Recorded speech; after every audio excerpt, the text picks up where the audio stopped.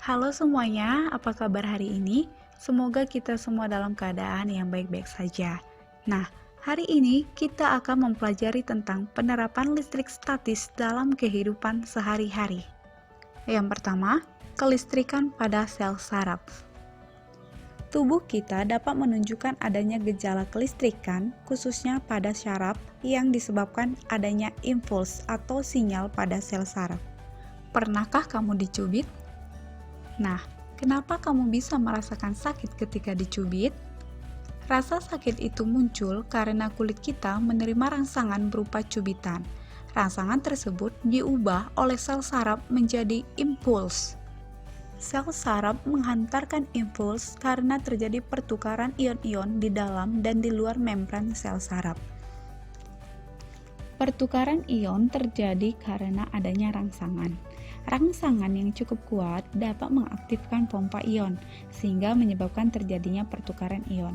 Ketika sel saraf tidak menghantarkan impuls, muatan positif natrium melingkupi bagian luar membran sel.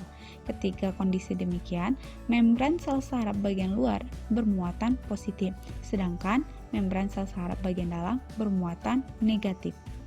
Coba perhatikan ilustrasi gambar berikut.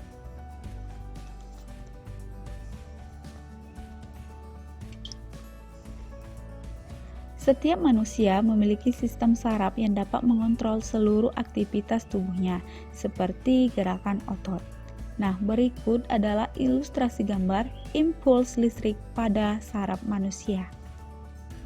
Pertama, neurotransmitter dilepaskan dari suatu sel saraf mengakibatkan impuls diteruskan ke sel saraf berikutnya.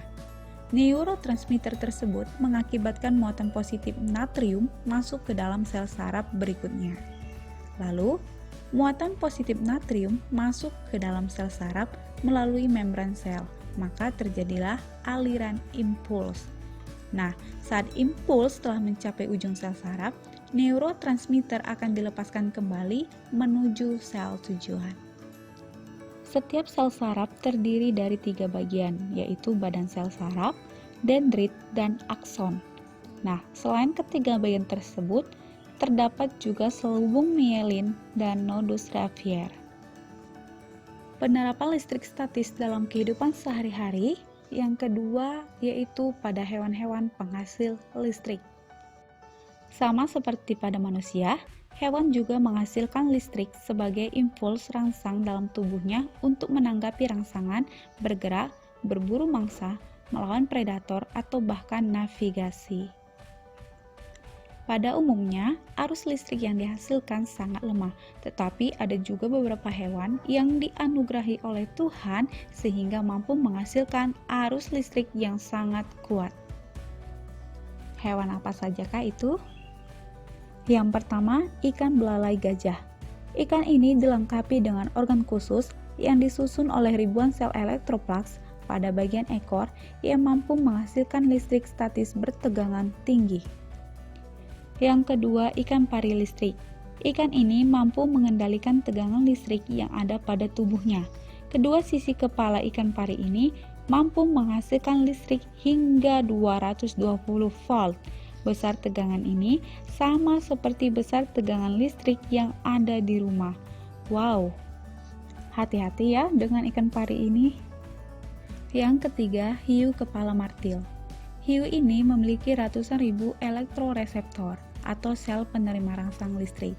Hiu ini mampu menerima sinyal listrik hingga 0,5 miliar volt. Hiu ini menggunakan kemampuan mendeteksi sinyal listrik untuk mengetahui letak mangsa di bawah pasir, menghindari keberadaan predator, dan untuk mendeteksi arus laut yang bergerak sesuai medan magnet bumi. Yang keempat, belut listrik. Menurut penelitian, belut listrik dapat menghasilkan kejutan atau tegangan tanpa lelah selama 1 jam. Besarnya jumlah energi listrik yang dihasilkan diyakini dapat menyebabkan kematian pada manusia dewasa. Yang kelima, lele listrik. Lele listrik berasal dari perairan tropis di Afrika.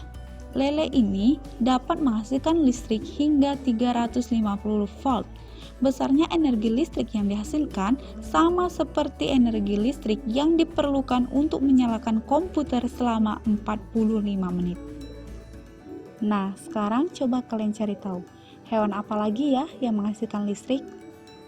Penerapan listrik statis dalam kehidupan sehari-hari yang ketiga yaitu pada bidang teknologi.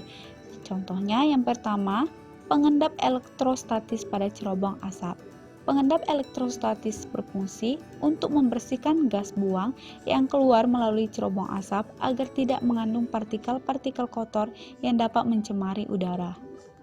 Contoh yang kedua yaitu pada proses pengecatan mobil. Butiran cat mobil akan bermuatan listrik ketika bergesekan dengan mulut pipa semprot dan udara. Butiran cat tersebut akan tertarik ke badan mobil apabila badan mobil diberi muatan yang berlawanan dengan muatan cat. Contoh yang ketiga yaitu mesin fotokopi. Selain menerapkan konsep optik, mesin fotokopi juga menerapkan konsep listrik statis. Komponen utama pada mesin fotokopi yang menerapkan listrik statis adalah penggunaan toner atau tempat bubuk hitam halus. Toner sengaja dibuat bermuatan negatif sehingga mudah ditarik oleh kertas. Nah, dari pembelajaran kita hari ini, kita mengetahui bahwa di dalam tubuh kita ternyata terdapat sel yang bermuatan listrik. Masih ingatkah kamu apa nama sel itu? Selain itu, ternyata Tuhan juga telah menciptakan berbagai hewan yang dapat menghasilkan listrik. Nah, coba kamu sebutkan hewan-hewan apa saja yang dapat menghasilkan listrik tersebut? Demikianlah pembelajaran kita hari ini. Semoga bermanfaat dan terima kasih.